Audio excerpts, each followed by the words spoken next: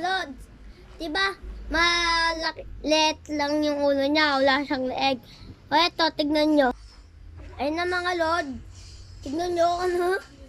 Galing na. Tara, sayaw naman tayo.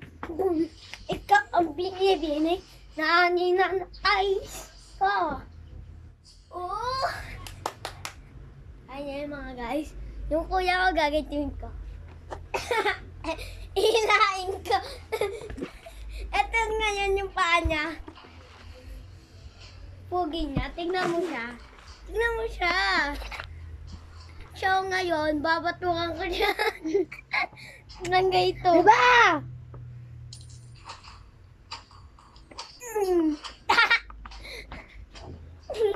Mga lods! Saya muna tayo. Mama!